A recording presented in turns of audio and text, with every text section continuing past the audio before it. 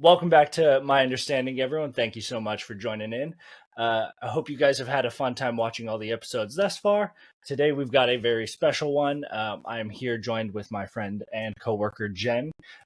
She is an incredible human being. She's just a light in this world. She's so friendly, very welcoming, and nice to people. She's like, slow down.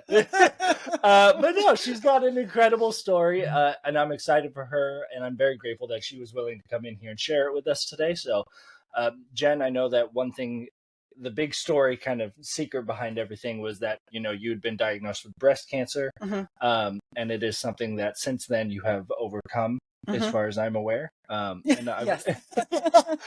not still dealing with It it. would be That a would make different- this whole just throw this whole thing away. It's a different series. Yes. Well, yeah, so I appreciate you joining us. And how are you doing today? Great. Yeah. Awesome. It's I'm happy to be here. So thanks for having me. Totally, yeah. I'm glad you were able to come out and make it. Yeah. Yeah, it was kind of a unique situation for my life because I was younger. So it's been very interesting being a younger cancer survivor. Yeah, do you mind if I ask when? I don't think I fully remember. How old were you exactly when you found out you had it? So I was 35. Okay. Which, is not the youngest, but it's definitely younger than the average age for sure. Yeah. Most women find out that they have breast cancer later in life. So so it's very interesting. The treatment options are different, and the sort of journeys that everybody kind of goes through is very unique, So what were some of those different treatment options, if you don't mind me asking? Well, so it depends on, I mean, in general, cancer, breast cancer it is, hormonally charged because it's in, usually within the glandular system. So, some people have hormone receptor positive cancer. Some people don't. There's different style or different, ways that tumors grow within the body. And so based on that, there's different medications that people would take. And then pre or post menopause, the medications change. Gotcha. So because I was pre-menopause, I hadn't even begun, the lovely process of perimenopause. That whole fun thing. We don't have time on this episode. We'll do that one another day. That's going to be a 12-parter. A very long process. Yeah, no. For sure. But there's you need to attack the system or the hormonal system in a different way before the menopausal process versus after. There's a few different things that you can do. You can either block hormones entirely, or not even take the medication. Yeah. It's just kind of just try and fight it off. Yeah. And then there's individuals who have a harder form of breast cancer to treat, which is the triple negative, meaning there is no hormone receptors that are in the tumor. So hormones don't assist the growth. And the HER2 is also negative. So when that happens, so there's no proteins and there's no hormones. So there's none of the treatments will suppress I don't know if you want to say the food that the tumor is consuming, right? So those are harder to treat in that they can grow more rapidly. Mine was relatively easy to treat because mine was hormone receptor positive for both estrogen and progesterone. So if the idea is if you suppress those hormones, basically put me into medical menopause in my 30s. Got it. Then there's less hormones in the system, so there's less possibility of recurrence. And so that's just kind of where the treatment is right now as far as longer term treatment. That I feel like that's got to be a pretty tough treatment though, because I feel like getting or like minimizing the estrogen and progesterone in your body definitely is gonna mess with a lot of other things going on, I imagine, as well. Yeah, absolutely. I was on a drug called tamoxifen, and there's a lot of that is a name. Wow. Okay. There's a few, there's an aromatase inhibitor, which is for women after menopause.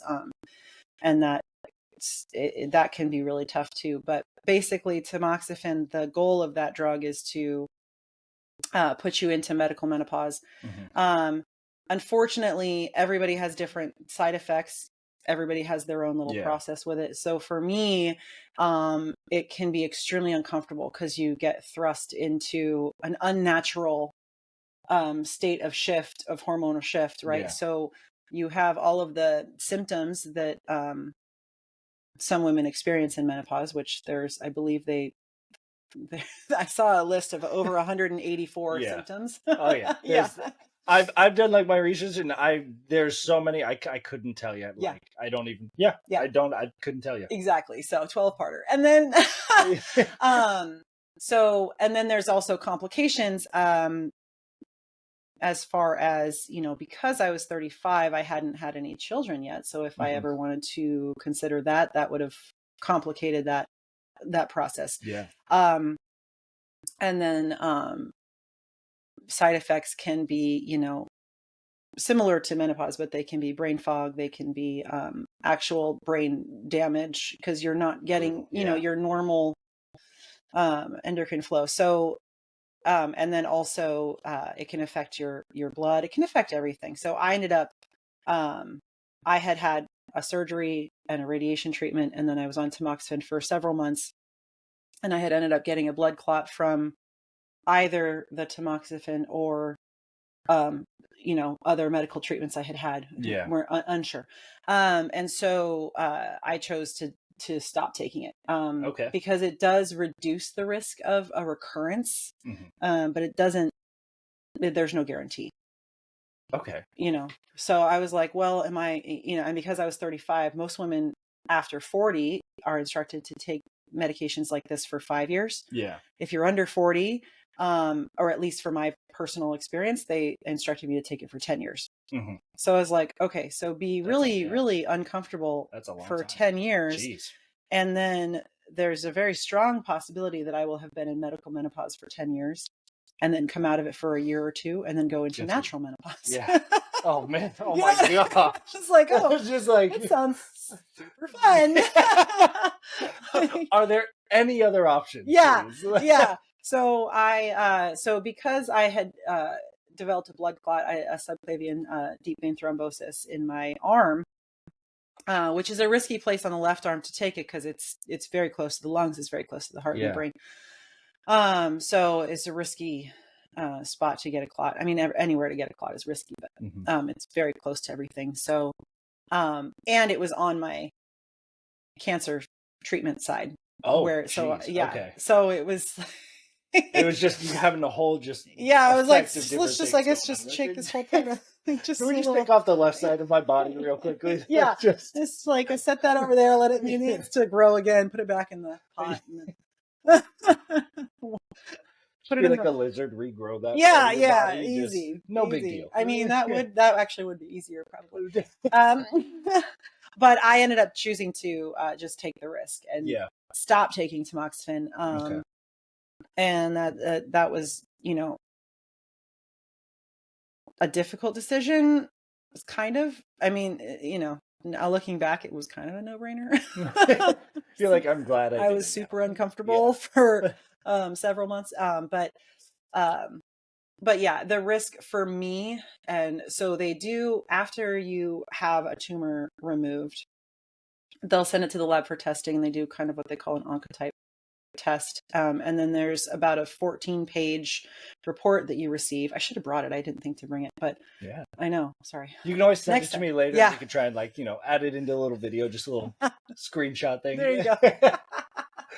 But they basically do a breakdown of the genomes within the tumor.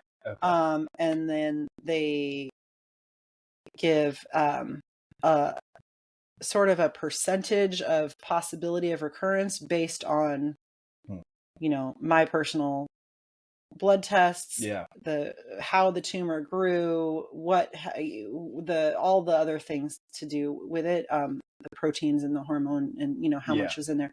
And I'm not a doctor, obviously, so I don't really. I just have 14 pieces of paper in my filing cabinet that say stuff about stuff. Neat.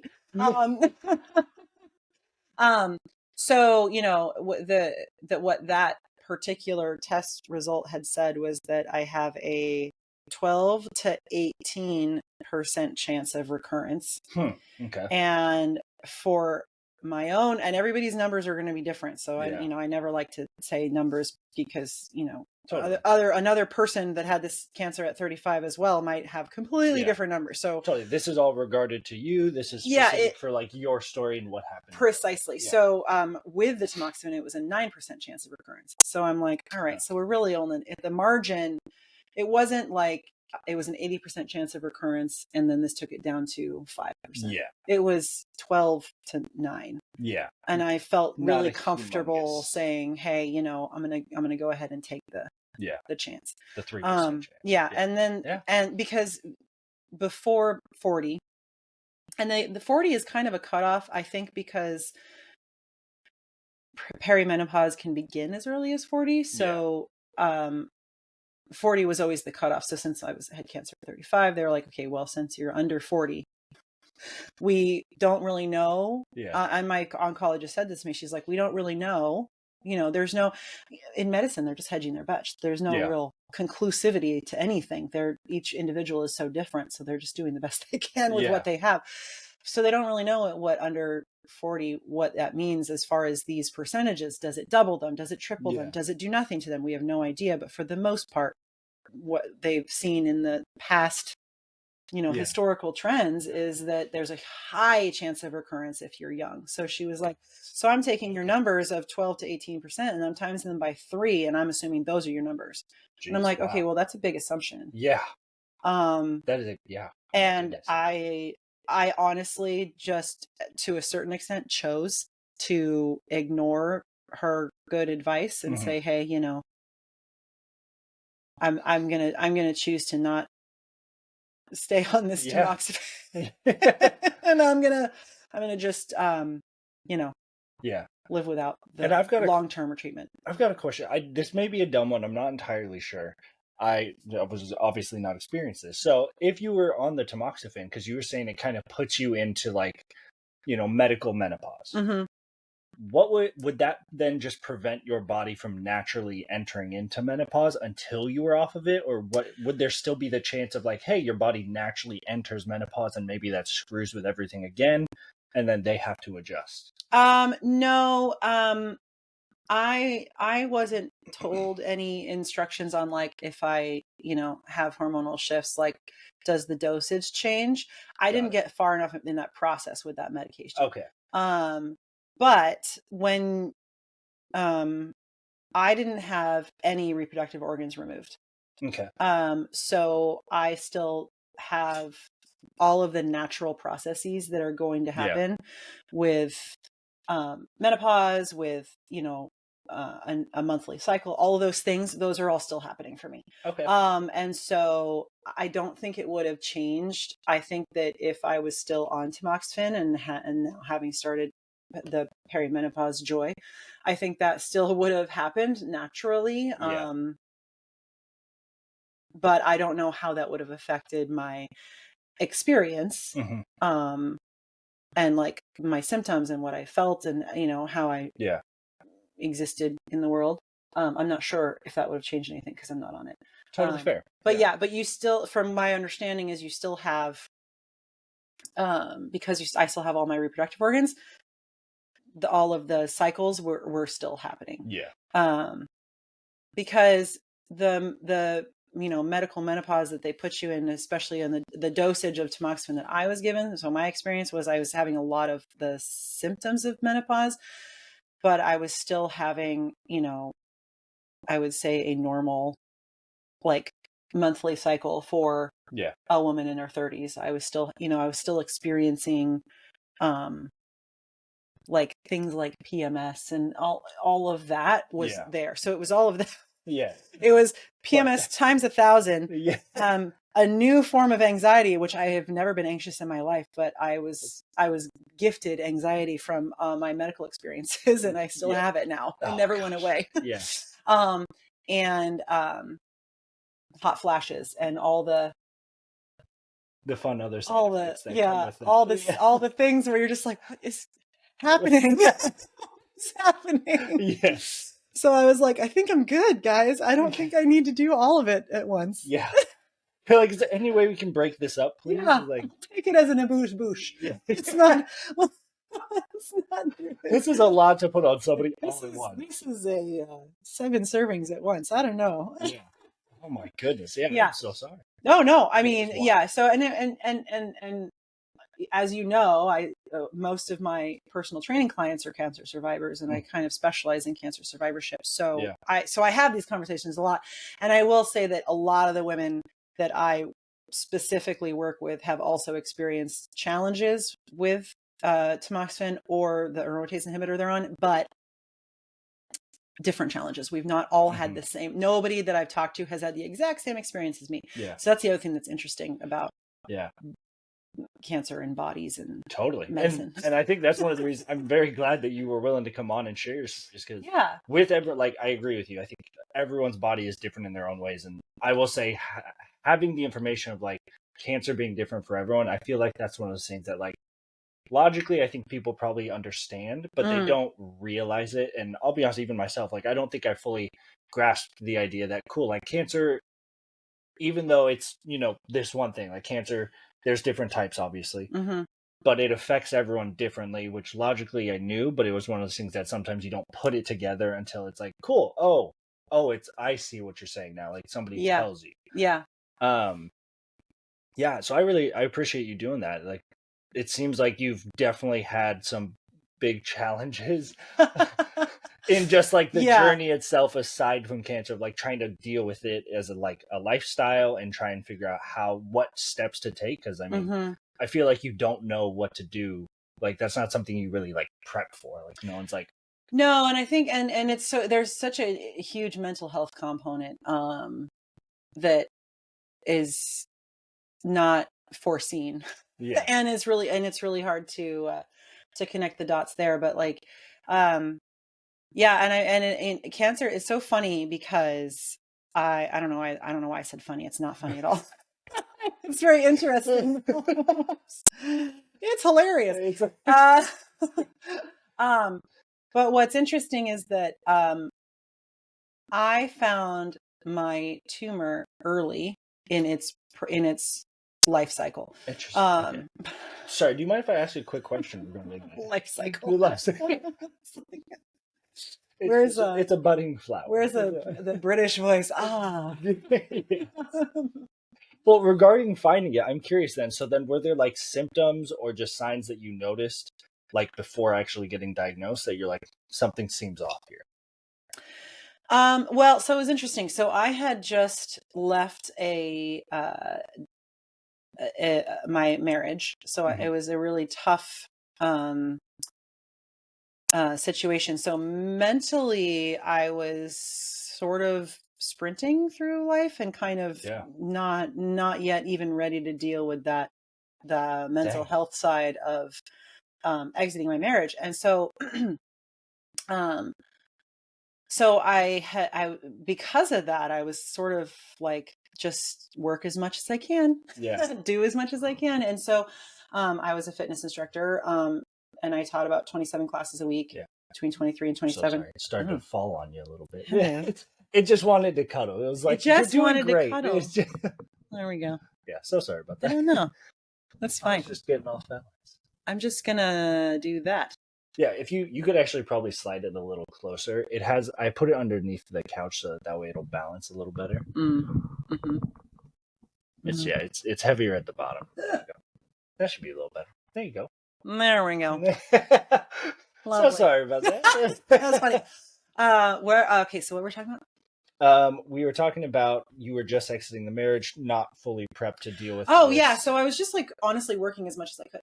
Yeah. And so because I was teaching so many classes, and I had a very balanced set of classes because I taught at Orange Theory, which is not super physically demanding. It's we have a class like it at our place, and then I taught yoga, which is a little bit more physically demanding because you're in the hot room a lot. So that can exhaust you. I taught hot bar.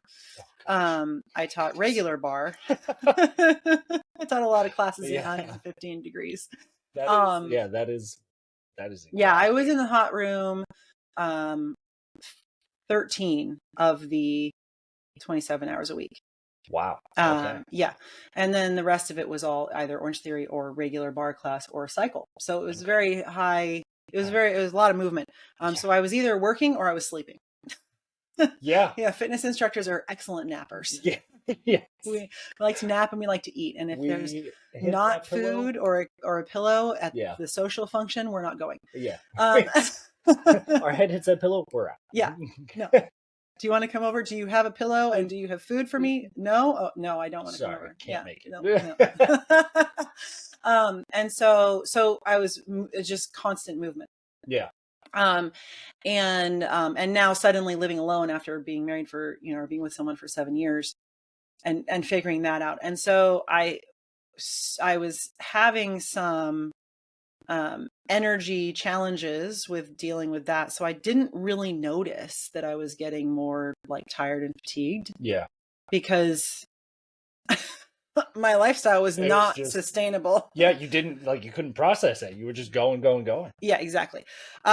So I had been having suddenly, and this happened several weeks in a row. I had been having these really weird symptoms in the night, and it was only one day a week. It was very unusual. So I basically would I'd wake up in the middle of the night and I got so cold there was no getting warm. I would put on, I had those like camping like thick socks, 2 pairs of sweatshirt and a jacket, and then I'd get underneath the down comforter, a weighted blanket. Like I would get underneath as much as I could. I had a hat on, I had gloves on, could not get warm. Wow. And I couldn't stop shaking. And so the first time it happened, and this sometimes my body reacted that way when I would like have a really bad flu. Mm-hmm. So I was like, all right. And I used to be a rowing coach years and years ago, and it's really cold and I have a hard time warming up after being out in the cold for a few hours. So I was like, all right, this is just, it just wasn't like a call the ER situation, because I feel like I had extreme cold before. Yeah. And I just wasn't warming up. So I made an assumption that I had a flu or something, and I just got as warm as I could. And breathing was difficult in those weird episodes. It was about like 4-hour episodes that I would have. Okay. And breathing, it felt like I was breathing in ice. Like I couldn't breathe. Oh, geez. It was so weird. Yeah. And then the rest of the time I was fine. And so this would happen on Sunday nights at like midnight. And I was like, all right. And it happened one week and I was like, well, that was weird. And it took me a couple days to recover. I was like, I must have had a 24-hour flu. Okay. And I seem fine now. So here we go. Back to work. Because it only lasted a few hours and then it was okay. So the second time it happened was the second week and it was a Sunday night. Yeah. And I was like, well, this is weird. This is what's going on. So I go to the doctor. I had this great doctor that I met after my divorce. And so she knew my stuff. I had to, the nature of my divorce, I had to go to the doctor a few times. Okay. So she knew everything. Yeah. So I was like, well, this is weird. And she's like, that's really weird. Yeah. But what I appreciated about that particular doctor is she was the only one out of my friends and my boss and everybody that was like, this is not in your head. This is weird. You wouldn't make this up. Yeah. This is, even my boss is like, it's in your head. It's stress. I'm like, I just don't think it is. Yeah. I know I left a stressful event, but I just don't think this is stress. It's just too weird that it still happens. Yeah. And so it's such a long story. I keep talking forever, but you don't need to apologize. You're like, that's the whole point of you being here, is to talk for a while. So I had these weird symptoms and then it happened 2 weeks in a row and they were the same. And so that's when I went to the doctor and she said, that's so weird. And she was like, I need you to take a journal and track everything so that when and if it happens again, I need to see a pattern. Well, luckily I was working so much My whole life was a pattern. There was no deviating. Everything was the same. Yeah. You're like, oh, I can tell you exactly what I'm doing. Yeah, here's my calendar. There it is. And so, so the third time that it happened, I went in on Monday. So it happens on a Sunday night, and it happens on a Sunday night 6 weeks in a row. Super weird. So the third time it happened, I went in on a Monday early in the morning, and I had a blood test, just a standard CBC. Yeah. And because she had tested everything else, thyroid, all the things that you might test, she was very thorough. She had tested everything, and she's like, I don't know what's wrong with you. So she was like, I need to know what's wrong with you in the moment. So Monday morning I went in and had a blood test, and she was like, okay. And then she was like, I need you to come back in 72 hours. So I think I went back on either a Wednesday or a Thursday. She was like, as soon as you feel fine, I want you back in, and I want to see your blood again. So I went in on a Monday, and I went in on I believe it was Thursday. Okay. And on Monday, my white blood cell count was triple what it's supposed to be. Wow. And on Thursday, everything was in normal range. Yeah. And I had no symptoms on Monday. Like, I had the weird episode. I woke up and I just felt like fatigued because I hadn't slept, and I was freezing, and I almost called the ER because I thought I was dying because I couldn't breathe. Jeez. Oh my God. Yeah. Every Sunday night. So then she was like, okay, something you're doing Sunday, your body is having an inflammatory response. Right. Yeah. And white blood cell pops up, and then it seems to subside because you're not doing it again until Sunday. Yeah. Right. So I show her my Sunday schedule. And Sundays I taught a 4-set at Orange Theory. And then I had a couple hour break, and then I taught 3 class, or no. Well, it's been a long time. This was a long time ago. You were doing a lot of work. Yeah. 2 or 3 yoga classes. I believe it was 2. I always had a Sunday afternoon class. And then I believe I had added a bar class, and I think the third class in between was somebody else. So I believe I had 2 classes on Sunday evenings. They were my most popular classes. And so that was 2 hours in the hot room. Yeah. In a specific place. And then on Monday morning, I taught in that same place. And those are the only 3 hours that I taught at this one location. Every other day of the week, I taught at the other locations. Yeah. So, and I did not practice yoga myself at that one location. So I was just like only there to teach that 3 set. And then I wasn't there anymore. Yeah. And I had been having anxiety due, mental health issues from like the marriage, but that also could have been some of this. So it was concluded that I was allergic to that building. That is wild. Because my doctor could think of nothing else. She was I brought the list of cleaning products we used at that building. I brought, the list of cleaning products everything I ate. I used to eat the same thing every day. So like, she was like, it's got to be that you're either allergic to this building. It's weird that you're not reacting though on Monday, because I go again on Monday and I teach a class. She's like, I just don't understand. Yeah, that is kind of crazy. And so we decided to, so I got with my boss, and that particular place had 2 locations. I taught at both. So we decided to just go ahead and figure it out and say, hey, maybe you are allergic to the building. I don't know. Let's move your classes to the other location. Yeah. And we did that. And it was uncomfortable. It took a little bit because it's a whole new routine now. It's a whole new routine. And I had certain students that I, worked with, and they wanted to come. So we just figured it out. Cause that was not the first time that I had issues like in that building. I would get dizzy. Yeah. While I was teaching. Yeah. So I'm like, maybe I'm allergic to the building. Who knows? Yeah. And then I'll be honest, if I didn't know any better, I'd be like, yeah, you're crazy. Something's going on. Right. It's all in your head. Yeah. You're insane. And so then the Sunday thing stopped happening. Yeah. So I don't know if it was the building or if by moving my classes, my brain went, you're safe. And so these huge psychosomatic physical reactions that were happening stopped happening. Yeah. So who knows? But so those were some symptoms, right? And now cut to, can you do a cut scene enough? Little transition. Cut to years later. Years later, last year, I go to a cardiologist. And because my radiation was over my heart. So I'm probably going to have heart problems Okay. for the rest of my life because of the radiation. So I was having some heart issues. So I go to a cardiologist. She's checking me out and she's like, give me a history. So I tell her everything. And she was like, oh, you had paraneoplastic syndrome. I was like, what is that? Yeah. What the hell? She's like, it's an inflammatory, it's like an autoimmune response to a tumor. The body doesn't know what to do with a tumor. Huh. The body flips out and gives you like an autoimmune response and attacks your whole system.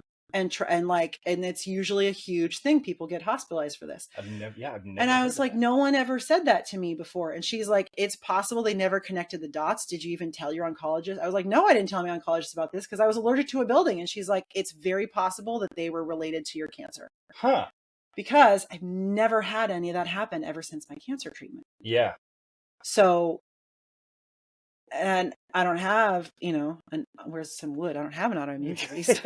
Right behind you. We got a chair. There we go. There we go. Yeah. So anyway, those were the only symptomatic things that was happening to me. Was it cancer? Was it a crazy allergy? Who knows? Yeah. But that was in like, I don't know, June, July. Mm-hmm. And then my tumor, so because of my crazy schedule and I was an athlete and I was working out, my body fat percentage was actually like 9 or 10. I was very, very lean. Yeah. I was a very, very vascular, very muscular, lean teacher. Yeah. Yoga teacher. Yeah. So I found my tumor in December. Okay. And I found it on a Sunday. Friggin' Sundays. I found it because I had still done I didn't change my schedule. I just moved buildings. Yeah. I still was teaching this like 6 classes on a Sunday. Just insane. I was nuts. And so after my last class on a Sunday, it was my sweatiest class, my most popular. I mean, I had 35 people in a like 35 person room at 102 degrees doing hot bar. It was nuts. That is wild. It was such a fun class. I do miss it. I do miss all those students in that class. Yeah. Oh man, that was a good class. That was a good group. Just in that new building, not the old one, I actually missed the old building too. It was the whole thing was just great. I just love it. I loved all that. But I was changing in the bathroom at work. Yeah. And I don't know if it was just the lighting was just right. And I was so dehydrated, not like ill, but I was from a day of teaching. Mm-hmm. I hadn't, chugged all my water for the night. Right. So as most people know, when you're dehydrated athletically, you can see a lot more muscle. Your skin is shrunk a little bit. And so, all of the everything is more visible, all the muscles, all the everything. So it was just sticking out. I took my sports bra off and I was like, well, that's never been there before. And it was just the light was just at the right angle. I wasn't at home. I was at work, so it was just the right, I don't know. So I saw it in the mirror. I was like, well, that's weird. And then I looked down and it really wasn't visible. So unless you touch it, you're not going to see it. But and then progressively it got slowly a little bit more pronounced. Okay. Not necessarily bigger, but like until my actual surgery day. So it was like growing. Okay. So when you saw it in that room, did you know like exactly like, oh, that's what it is? Or was it more just like, what is this? Yeah, I didn't know what it was. And so, women are told their whole lives to do self-exams. Yeah. I don't know if you've heard about all this. My wife has shared quite a bit on that. So I am a little familiar with it. Yes. Yeah. I've very much am an advocate of like you standing up. Yeah, I feel like. So the self-exam thing is so funny because I think some people take it very seriously and some people are like, oh yeah, I do that. I did it a lot. Yeah. My grandmother had a breast cancer in her 70s. And it wasn't really a scary thing. She had it cut out and she was fine. It's like not a big deal. Easy, must be nice. Yeah. And then my aunt, who is not blood related to me, she's she married my blood related uncle. Yeah. So it's not like it runs in the family. Like there was one but anyway, she, that aunt had, breast cancer twice. Oh. So we're kind of an aware family, it's not like, ooh, you're like one predisposed. Yeah, no, it's just like we were aware. Okay. So I always did the exams. And so the thing that I appreciated about knowing how to like do the breast exam, I mean, you look it up on at this point, you just Google it and it'll just, I'm sure How to do it, walk you through it. Yeah. Step by step. AI will optimize the, but one thing is, on a more sort of like, I guess, clinical level, what all the tissues are usually supposed to feel like. Okay. So if you do feel something unusual, you don't like, you have some awareness of like, yes, that does feel different than it's normally supposed to feel like. Yeah. Because I would do them and I didn't feel anything. Mhm. So I assumed there was nothing. And then basically for me, because I was so young, I wasn't getting mammograms at the time, which is where they like select you or scan you or whatever. Mhm.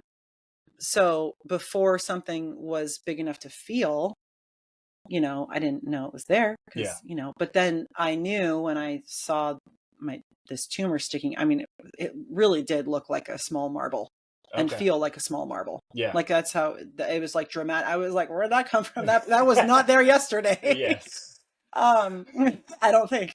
Well, this is new. All right. Yeah, this is just like pretty sure it's new. But because I knew from the exams, like what the tissue usually felt like, I knew this was different. Yeah. Otherwise, I might have not taken it very seriously. I might have just been like, oh, I have a bump. Okay. Yeah. And I would, you know what I mean? Yeah. I would have glaze over it. Been basically. Like, yeah, maybe it's a cyst or a zit or something, who knows? I don't know what, I don't know. So anyway, so I could just tell that it was different. So I actually called the doctor and left a voicemail for her. Mm-hmm. Same doctor. Yes. Who knows I'm not crazy, but maybe knows I'm a little weird. Hey, she's got your back though. She's like, yeah, there's like weird stuff keeps happening to you, Jen.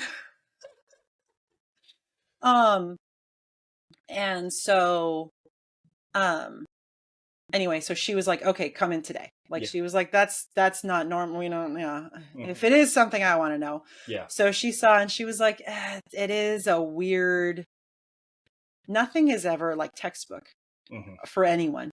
Yeah. So she was like, it's a weird presentation. I don't really know. Let's get it checked out just to make sure. Yeah. Right. Which I don't know if that's just something she says to all her patients when she's clearly like, oh no. Or if, or if she genuinely was like, I don't know. Yeah. So then I went through the process of getting it diagnosed, which is so for me, that was an ultrasound to have a better image of it, and an ultrasound guided core needle biopsy. Yeah. Which sounds painful and is super painful. Well, I'm going to take your word on that one. Yeah. Good golly goodness. Yeah. They were like, this will be fine. We're just going to, jab this thing into you. Then you're going to hear what sounds like a stapler. And yeah. Woo. Like, so basically they take a sample without doing any incision. So it's a needle. It's a like, how would I compare it? I'd compare it to a hollow needle piercing. Got it. I don't know if you've ever done piercing or had anything like an ear pierced with a needle instead of a gun. I have not. So when you know what it's like? You know the apple slicer thing? Yes. It's like the circle in the center and the slices? Yeah. It's a needle that the center is open. And so the needle goes into the tumor, and whatever gets stuck into the center of the needle, it like pulls out, comes out. And that's the sample. Yeah. Makes sense. Yeah. I am not a doctor. Well, you're doing a great job of explaining it. Okay. The doctors listening are going to be like, it's not right. She's not doing a good job of explaining it. It's not it at all. Like, don't listen to this chick. Yeah, we'll hear about the overall story. But details, and I had no idea how painful that was. Okay. So I was grateful that I hadn't told anybody. Yeah. But I had planned to go to a dinner at a friend's house that night. Okay. And so I went and I was like, hey, I have to tell you something. Like, I had this like thing done. I had no idea that it was going to be so painful. I am like in significant pain. Okay. So I was really grateful that I had a dinner planned with a friend, because she made me soup. Yeah. And warm, fresh bread and sat me on her couch. Wow. And we watched a movie with her dogs. Damn. And I was like, well, Victoria, this is just fantastic. Yeah. It's like, We need to do It's this more like, often. I will never go home to my own couch after some kind of medical thing. Yeah. I will always come to your house. So that was nice, is That's a to have good friend right that there. community. Like, and Yeah. I didn't know I would need it, so it just kind of happened that we were already planning on it. Mhm. So that was really lovely. And then so that was about a week after I found the bump, and then about a week later is when they had the test results. Okay. So that was so I caught a call on December 23rd, day before Christmas Eve. Yeah. Wow. Yeah. Dang. So then when you Yeah. got that call, what was kind of like going through your head at that time? I was pretty sure at this point that it was serious. Otherwise, somebody would have told me it wasn't serious. Yeah.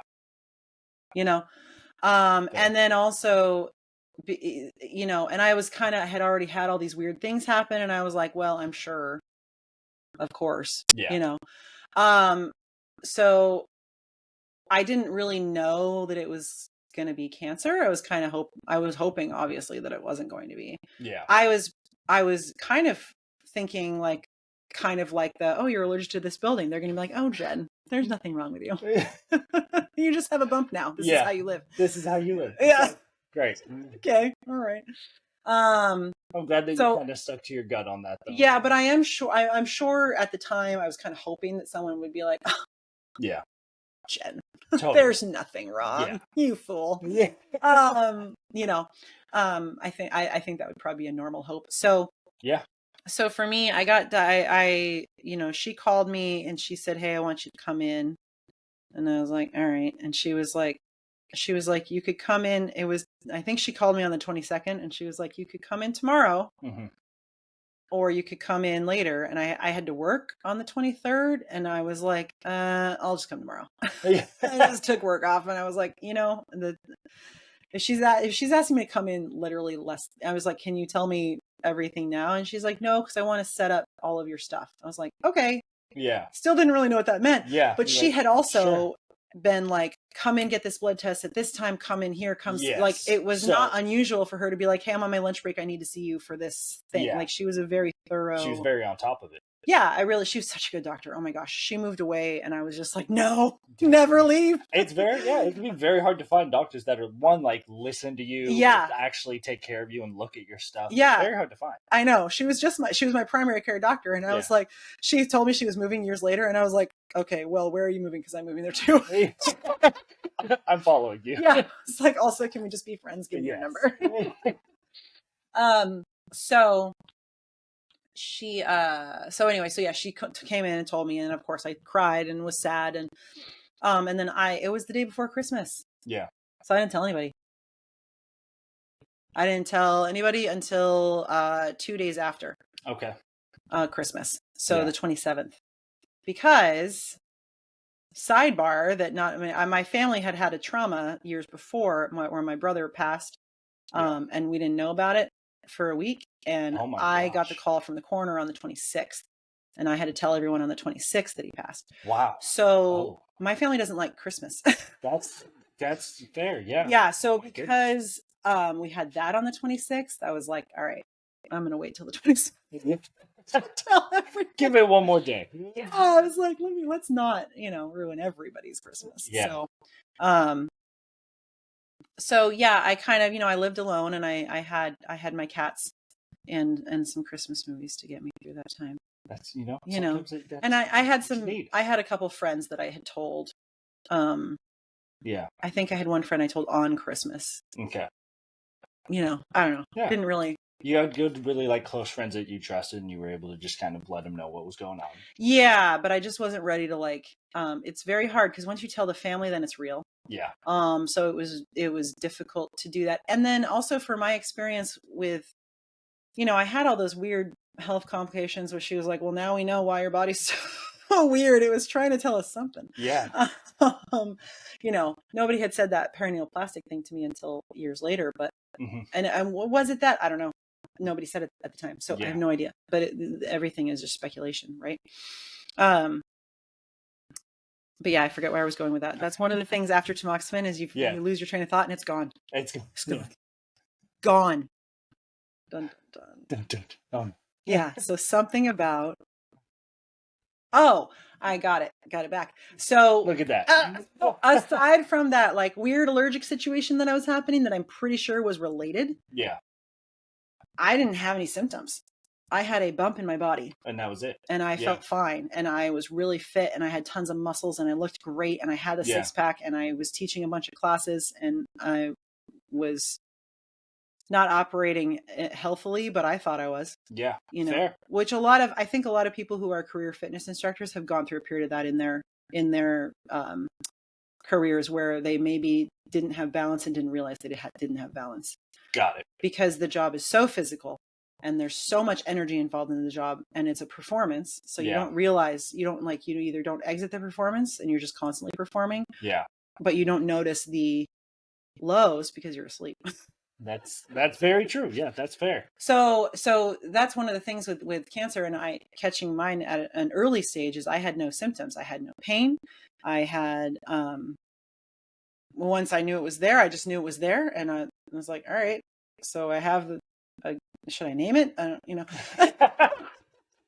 It's going to be with me forever now. Yeah. And nothing was, and I know that some people who have cancer that grows, they might have symptoms due to the illness, but I didn't. All I had to look forward to were symptoms from the treatment. And the treatment is different for everyone, but treatment can produce a lot of symptoms because they're really trying, they're trying to eradicate a cellular growth process in the body, right? Because everybody has cancer cells that grow all the time. The immune system just kills them off. And then there's usually 1 or 2 times where the immune system cannot kill off an abnormal cell. And so that abnormal cell then multiplies and then it becomes a cancerous tumor. But until that happens, we're constantly growing, like, it's like little whoopsies cells. It's like the cell factory in our body is like, oh, shoot. Gotta fix that one. Don't sip your coffee while you're at work. Okay, sorry. Like little factory guys with his little helmet. Like, what are you doing today? Yeah, you're at the water cooler and like, oh, geez, I missed my shift. And then there's like 3 little abnormal cells. You're like, and the immune system, you're like, all right, we got it again. But, so if the immune system takes a dip and the immune system's like misses a beat, that's when the cells continue to grow and replicate and then they become what we know as cancer.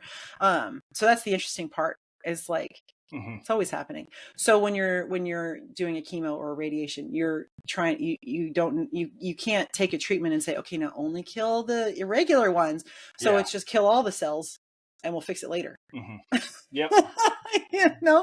And so that's why treatment can be so challenging on people. It's because it just kills all the cells. Yeah. In a really simplified non-doctor explanation. Yeah.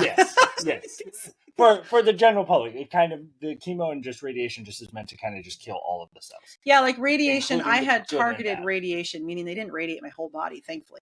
They radiated a space on my body, but the thing is they couldn't be like, okay, only there. Yeah. Only there. It was like, no, only there. Yes. Now, what I'm curious about is I want to know, so I've done a little bit of research, I mean, just in the years that I've been working. One thing that I had found that was an interesting take, and I want to know what your take is on this, is like, I saw a study where it was saying the more like lean muscle mass that a person has greatly will like increase their survival chances when it comes to cancer. And it was just having to do with the idea of like, cool, your body, when you have that more lean tissue, you have more cells that are working, you are in essentially a better condition. So I think it was more so rather than saying like, oh, lean muscle is the direct factor. I think it was more of like a generalized term of like, you're in better shape, so your body will recover better and quicker. And you have more like lean muscle to help kind of give you energy to go throughout the days and kind of fight off the cells.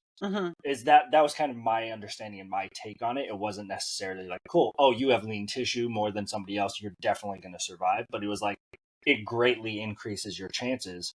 And I think it was just the idea of like, cool, you're in a more physical, a higher physical condition where you're in better shape to handle chemo and radiation and fight it off. Yeah. I haven't seen that study, so I don't know. But I do know that there's a lot of women, especially younger women, but a lot, not all, a lot of people who are diagnosed with breast cancer and potentially other cancers, but specifically breast cancer, typically they're a little bit out of shape. Typically. So I was a very atypical presentation in that I had a whole bunch of muscle and I was really, really fit and I ate really well. Totally. I didn't eat junk food. I don't eat carcinogens. I didn't, I consumed alcohol, meaning on Friday nights I had half a beer and then I would fall asleep before I finished it. And that was my alcohol consumption every Friday, half a beer. Yeah. Yep. So real big drinker. Real, we gotta watch it. So my experience with going into radiation treatment was that I saw a nutritionist, and he mainly was went through my food, and he was like, honestly, like, you eat really well. Like, I typically have to really curb people who have a fast food daily, or cookies every single night, which I had cookies all the time. I really like cookies. They're delicious. They're so good. But so he was like, you eat really healthy. I don't really have a lot of feedback for you. I'm like, but I still had cancer anyway. So what am I supposed to eat? Yeah. Right. So I went through all of that. And one of the things that he said to me was, during radiation, regardless, because I ate really lean and I did not eat a high protein diet. This is all before I really deep dived or deep dove, whatever you say, into my training and muscle building training. I was just performing in classes. So as far as knowing how to eat to be an athlete or a bodybuilder or any of that, I hadn't had a deeper education there yet. Yeah. So his main feedback was, you must consume a minimum of 80 grams of protein a day. And this is before counting macros was like huge. Yeah. You know what I mean? It was like, it was right when fitness, fanatics and trainers were like, ooh, do you know what macros are? Yeah. Like, now it's like, that was the new like hype thing. The new thing was macros. And we, unless you were Arnold Schwarzenegger, we didn't really have these conversations. Yeah. And now we do, which is good, because it's just so helpful. It just breaks it down a little bit easier because we live in such a weight loss culture. But, so that was his big thing. And he said, if you don't have the 80 grams of protein, you do not have enough lean muscle mass. But he also said, you don't have enough protein to help with cell regeneration, because when you get radiated, your cells are essentially getting murdered at a higher rate than they normally are. Yeah. And so you have to replenish the protein in your body, because if you don't, you will not heal during the radiation. Because during the radiation, it's when your skin gets destroyed. You have pain, you have all of this stuff happening. Some people have really bad skin reactions. And so he was like, you won't be able to like heal your skin day to day unless you do this. Ensure that you have at least 80 grams of protein. So I said, all right, that was the takeaway. So that was interesting. So then getting back to the lean muscle mass, I think a lot of that conversation might be wrapped around, the fitter you are, the easier you are to recover from things. Yeah. And many, many people who are diagnosed with cancer do not have a regular fitness practice. Most of the people who do not have a regular fitness practice have never had a regular fitness practice, and they have to get one now that they have had a cancer diagnosis. And so then they're, like a lot of the women I see are like, all right, well, I had cancer, so now I have to work out. Yeah. It's like, okay. And so, so I think that to me, the links between lean muscle mass and survivorship and lean muscle mass and longevity. I don't know if you saw that study where they said that they took a study of leg muscular density. Yeah. In the people who lived longer had more dense muscle tissue in their legs. Yeah. Same. Some of that is like, well, if they're living longer because they can walk around more. Yes. They can get up off the ground. They're not stagnant. They're not stationary. They're not sedentary. I think it's very similar. Yeah. In recovering from cancer, because cancer treatment specifically, because radiation, for me, can caused fatigue. I mean, it knocks you on your butt. Yeah. I'd wake up in the morning, I'd drink some water, I would lie on the floor until about 1. When it was time to go to get radiated, I'd go to radiation, I'd get food on the way home, I'd eat the food, I'd lie down on the floor until it was time to go to bed, and then I would go to bed. Yeah. That's all I had energy to do. I did not have Yeah. energy to do anything else. Yeah. I mean, my treatment was during the pandemic, so thankfully I didn't have to work, but I didn't have the energy. I couldn't do it. I couldn't even lift my arms. There was no way. It wasn't going to happen. I've heard it's very tough on people, but to kind of hear like exactly what it was doing to you is, it puts it into perspective. Yeah. And that feeling is delayed. So at first you think you're fine. You're like, I got it. Yeah. And then you're like, oh, I don't got it. Oh no. 3 weeks in, I was like, I don't have it. Never mind. And then coming out of that, it stays for a few weeks. So I finished radiation. And everybody's like, yay. And I'm like, yay, I'm gonna go to bed. And so that was my experience. So it was, if I didn't have the physical strength I had, I mean, basically you're going to be more sedentary during treatment. Yeah.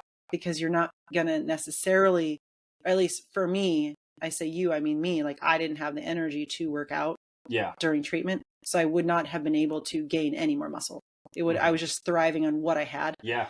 And then, and then I think it's like surviving any surgery, like being able to just get up and walk after and move the body cardiovascularly, keep your body moving. It plays a big role. Yeah, exactly. So I would say that that's probably very true, but that's kind of where it's almost like more of like an indirect correlation rather than a direct correlation.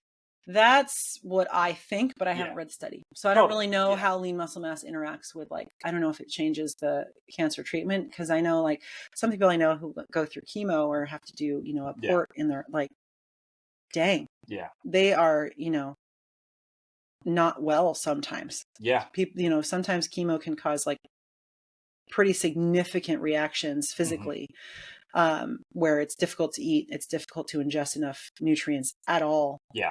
And so without any lean muscle mass for the body to fall back on, it can be very tough. Yeah. Yeah. It's like having food poisoning. Yeah.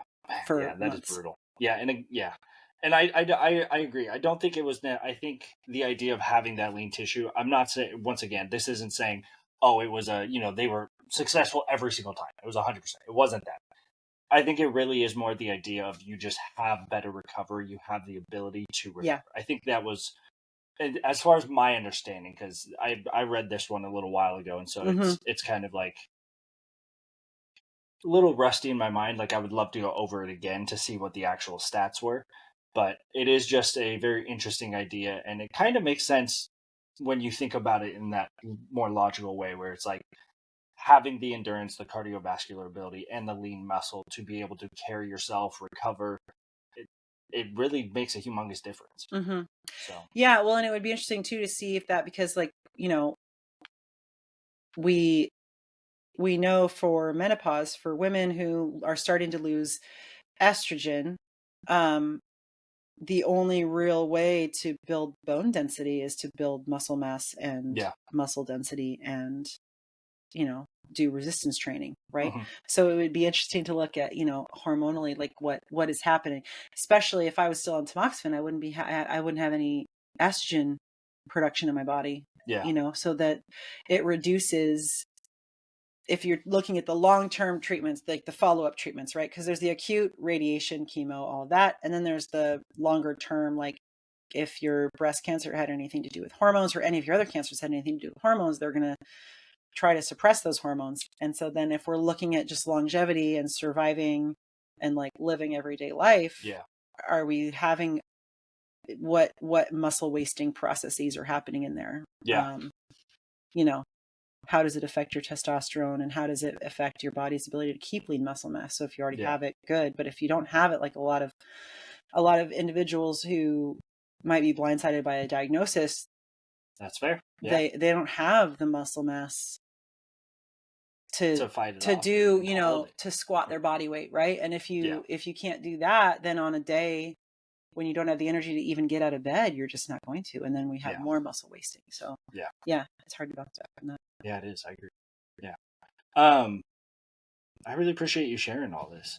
Thanks. I've got one last question, just kind of like as a closer type of thing. So, what would be one like message or just takeaway that you want every listener, especially women in this case, to be able to walk away with when it comes to just the journey that you have been through? I mean, we've talked a lot about like the physical side and the treatment and all that, but there is a whole other honestly like mental health side to it. And so cancer and a diagnosis can be terrifying. Yeah. And it's really good to think about all the physical things and to, make sure your body's taken care of and find a way to have community to take care of, which I actually work with a couple people to provide community Yeah. and support for people who are going through treatment right now. So, so that's going to be really cool. But well, if you're open to as well, I would love to have you on again then, and maybe talk about more of like, because I think you're right. We have kind of talked more of like the physical aspect. I'd love to hear more of like what it was like mentally as a journey and like your kind of coping mechanisms as well as your support community. Yeah, I think that the main message, like, yes, we could absolutely have the more mental health side because there's a lot. There's, fear of food, there's body dysmorphia, there's vision freeze, which is something I was actually spent all night last night researching. Okay. The inability to make a future goal is wild, a part of the neurogenic and like trauma response to long-term illness. That is wild. Yeah. Okay. Because I have business mentors that are trying to help me make a vision for my future, and I'm like, I have no idea. I know that I go to work tomorrow at 8:00. And they're like, but what do you want to do in your future? And I'm like, what is a future? It's very, that I would not have thought. I want to have you go back. Like, we'll talk about the mental health stuff because it's wild. So, but knowing that there can be a huge range of physical stuff that's going to happen, knowing that there can be a huge range of mental health stuff that's going to happen, having like the only thing that we can do in the acute is to have an awareness around our reactions, an awareness around our body, and just kind of like that self-compassion. Once you kind of know, like, okay, well, this is how I like my body to feel. This is how, this is what keeps me out of pain. Yeah. This is what makes me feel connected to people. This is what makes me feel connected to self. This is how, and knowing all these things about yourself, then you have that like awareness. So then when you're, too fatigued during a treatment to go to your book club that makes you feel connected to people, take the nap, but then also know, like, have some compassion for yourself of like, that was a big blow. That wasn't just me missing book club. Yeah. That was bigger than me missing book club. Mm-hmm. That was my connection to people. So now I need to make sure I have a connection to I need to call a friend. I need to have something. And same thing with, the physical stuff. If you know that you don't normally have these weird symptoms on Sunday nights. That something might be going on. Yeah, there might be something there. You know that like, and you can trust because I know a few people who have gone through a surgery and not done any of the follow-up treatment. They chose radiation was recommended. They chose not to. Tamoxifen was recommended. They chose not to, or they chose to. And it's really, it is a choice. Yeah. It's your body. Yeah. It's a choice. It feels really frustrating when it's a choice. Yeah. Because you just want a doctor to tell you what to do. Mm-hmm. So having that awareness of your of self and that awareness of values, I think that's going to be the thing that helps carry people through these treatments. Because if you're just used to, following and sort of like, oh, okay, well, I'll just go over here and take this pill because my doctor told me to. It's like, well, is that really how you want to live? Because we unfortunately we have to choose how we want to live. Yes. And since we have to choose, why don't we allow ourselves to choose for real? Yeah. Yeah. I agree. Yeah. Yeah. Well, thank you so much. I really appreciate all this. It was very insightful. I definitely got a lot out of it, and it allowed me to also learn more about you kind of on a deeper level. So I really appreciate that. Thanks. Yeah. Yeah. For some people, this can be a very vulnerable thing. And sorry, I'm just weirder. yes. I think you're the perfect amount of weird. It was great. It was so much fun. And I look forward to doing it again. I appreciate you being willing to come back in later. So. Yeah, for sure. That'd be great. So thank you. Thank you. For all of the people out there, all of our viewers, if you guys really enjoyed this, if you liked having her on as a guest, please go ahead and like and subscribe. Go ahead and leave any comments. Feel free to ask any questions if you guys have any questions regarding stuff that we talked about today. And we will do our best to get back to you guys as quick as possible. But yeah, thank you guys so much for tuning in, and we will see you guys next time. See ya. Thank you.